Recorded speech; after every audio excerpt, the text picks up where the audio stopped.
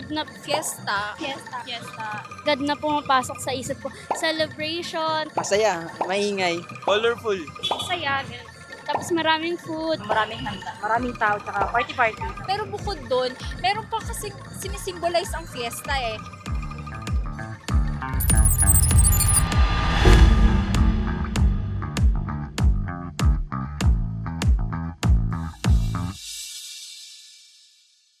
Nabiktima ka na ba ng fake news? Dahil sa dinami-raming nagkalat na misleading social media content para lang makakuha ng likes at views. Paano natin malalaman kung alin ang tama at totoo? Yan ang ating alamin sa kaalaman ng lahat.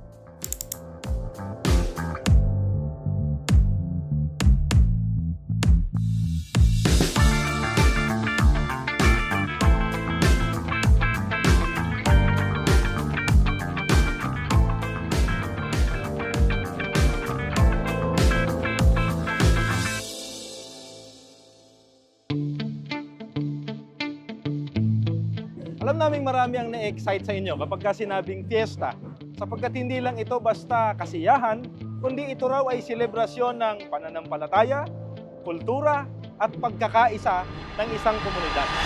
Ayon sa Merriam-Webster's Dictionary, ang salitang festival ay nagsimula sa salitang Latin na festa o festivalis na ang ibig sabihin ay religious feast or holiday. Nakalaunan sa Old French ay naging festival na ngayon ginamit na din sa English language na ang ibig sabihin ngayon ay special time of celebration, cultural, or religious. Para sa kaalaman ng lahat, noong dumating ang mga Spanish missionaries sa Pilipinas noong 1500s ay nadiskubre nila na ang fiesta ay isang epektibong paraan para maituro sa mga Pilipino ang Roman Catholic faith at maipakilala ang kanilang mga santo. Ito ay dahil may konsepto na raw noon ang mga katutubong Pilipino ng patronage ng isang Diyos bilang bahagi ng kanilang mga pagan practices at rituals. Ang fiesta o feast ay ginaganap bilang paggunita sa isang partikular na santo at sa paglipas ng panahon, ng mga bayan at lungsod sa Pilipinas ay nagkaroon ng kani-kanyang patron saint na pumalit sa mga pagan gods na dati nilang sinasamba at pinararangalan. Sa paglipas naman ng panahon, inaluan ng mga Pilipino ang mga pagdiriwang ng kanilang mga sariling tradisyon at kultura, kaya nabuo ang isang makulay na pagsasanib ng sinaunang paniniwala at impluensya ng mga Espanyol. Sa iba't ibang lugar sa Pilipinas ay may mga kinikilala silang mga patron saints at kanilang ginugunita ang mga ito tuwing sumasapit ang fiesta sa kanilang lugar. Ang ilan sa mga ito ay ang sumusunod. Sinulog Festival sa Cebu. Layunin raw nito na parangalan ang kanilang Santo Niño at ipagdiwang ang pagtanggap ng mga Cebuano sa Kristyanismo noong 1521. Isa rin itong pagpapakita di umano ng malalim na pananampalataya at kultura sa pamamagitan ng sayaw na sinulog. Feast of San Sebastian Martir, Lumban, Laguna, Saint Sebastian. Isang relihiyosong pista na nagbibigay pugay kay San Sebastian, patron ng bayan. Layunin raw nito ang pagpapakita ng debosyon, pasasalamat at pakikipagkaisa ng komunidad. Pamulinawen Festival, Lawag City, St. William of Maliwag. Ginaganap bilang parangal sa kinikilala nilang si St. William, patron saint ng Lawag. Layunin raw nitong palakasin ang pagkakaisa, ipakita ang kultura ng mga Ilocano at isulong ang turismo. Higantes Festival, kilala sa malalaking higanting paper mache. Ipinagdiriwang ito bilang parangal daw sa kinikilala nilang santo na si Saint Clement. Layunin din itong ipreserba ang sining at tradisyon ng bayan at palakasin ang identidad ng komunidad. Sinasabi nila na ang pagkain daw sa fiesta ay may malaking simbolo para sa mga Pilipino. Hindi lang daw ito basta celebration, kundi may malaking kinalaman daw ito para po sa pagsasama ng mga tao sa bawat bayan, komunidad at bawat barangay. Iniaalay din nila ito sa kanilang mga patron saints. Pag naririnig ko or naisip ko kung sino yung mga taong hindi sumasali sa fiesta is yung sa mga INC po. Bakit po? May experience ba kayo? Kakilala na INC na hindi sumasama sa fiesta? Opo, meron po. Yung ibang mga kaibigan ko. Ano pong ginagawa pagka niyayain sa fiesta? Wala, hindi sila maayaw lang po sila. Curious din po ako kung bakit hindi rin sila sumasama. Ang itinatanong ng iba, bakit ba KJ ang mga iglesia ni Cristo pagdating sa mga fiesta? Kasiyahan lang naman daw at konting salo-salo lang naman ang mga yan sa barangay. Ini-invite ko po yung mga friends kong INC na sumama sa amin sa fiesta after class. Kaso, sabi niya, bawal. Bakit nga po ba? Alamin natin ang mga kasagutan na yan base sa isinasaad ng Biblia dito sa Kaalaman ng Lahat. Magandang araw sa inyo mga kaibigan.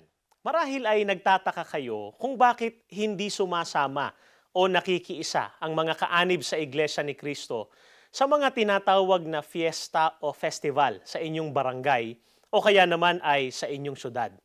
Baka sinasabi pa nga ng iba na Killjoy o KJ ang mga kaanib sa Iglesia ni Cristo dahil celebration at salo-salo lang naman daw yon. Mga kaibigan, para po sa kaalaman ng lahat, hindi po dumadalo at hindi nakikiisa ang mga kaanib sa Iglesia ni Cristo sa mga fiesta sapagkat ang gayong pagdiriwang ay paraan po o uri ng pagsamba sa Diyos-Diyusan. Alam niyo po ba yon? Anong katunayan? Ano po ba yung tinatawag nilang fiesta ayon po sa mga otoridad Katoliko? Kung kukonsultahin po natin at babasahin ang nakasulat sa The Catholic Encyclopedia sa kanyang volume 6 sa pages 21 at 22, mababasa po doon na ang pista ay mga araw na ipinagdiriwang bilang paggunita sa mga santo sa pamamagitan ng espesyal na paglilingkod at pagtigil sa paggawa. Kaya mga kaibigan, sa fiesta, hindi po ang Diyos, kundi ang mga kinikilala po nilang santo ang kanila pong ginugunita, yung kanilang inaalaala at espesyal pa na pinaglilingkuran. At kasama na nga po sa kanilang espesyal na paglilingkod sa mga kinikilala po nilang mga santo, yun pong pagpoprosesyon, di po ba? Yung pagluhod at pagsamba sa mga larawan at rebulto nila. Sa makatwid mga kaibigan, ang fiesta o festival ay isa pong paraan o uri ng pagsamba sa Diyos-Diyusan. At alam niyo po ba na ito'y mahigpit na ipinagbabawal ng Diyos? Mababasa po natin yan. Dito po sa Exodo 23 hanggang 5. Huwag kayong magkakaroon ng ibang Diyos maliban sa akin. Huwag kayong magkakaroon ng Diyos-Diyusan o kaya'y larawan o rebulto ng anumang nilalang na nasa himpapawid, nasa lupa o nasa tubig. Huwag kayong yuyukod o maglilingkod sa alinman sa mga Diyos-Diyusang iyan, sapagkat akong si Yahweh ay mapanibughuin. Parurusahan ko ang lahat ng aayaw sa akin, pati ang kanilang mga anak, hanggang sa ika-4 na salinlahi. Mga kaibigan, maliwanag po na ang Panginoong Diyos mismo ang nagbabawal ng pagyukod o paglilingkod sa alinmang Diyos-Diyusan o mga larawan at rebulto. Sa terminong Diyos-Diyusan, sigurado na po tayo na hindi yun ang tunay na Diyos na dapat paglingkuran. Bakit ka makikipamiesta na ang paglilingkuran doon isang Diyos-Diyusan? Anong katumbas para sa Diyos kapag sumamba ka sa Diyos-Diyusan? Katumbas po nun ay inaayawan niya ang Diyos. At ano pong kasasapitan? Nang naglilingkod sa mga Diyos-Diyusan na yun po katumbas pag-ayaw sa ating Panginoong Diyos. Ayon sa Diyos mismo, parurusahan niya sila hanggang sa ika-4 na salinlahi. Kaya ang mga kaanib sa Iglesia ni Cristo, kahit po pilitin nyo pa silang sumama, hindi po sila nakikiisa at sumasama sa mga fiesta o festival sapagkat mahigpit po na ipinagbabawal yon ng Panginoong Diyos. Baka sabihin naman ng iba, mga kaibigan, kakain lang naman tayo doon sa piyesta. Ano po ang napakahigpit na ipinagbabawal ng Panginoong Diyos sa pamamagitan ng kanyang mga apostol tungkol dyan? Basahin po natin. Ito pong nakasulat dito naman sa Gawa 15:29. Ganito po ang pahayag. Huwag kayong kakain ng anumang inihandog sa mga Diyos-Diyusan, ng dugo at ng hayop na binigti.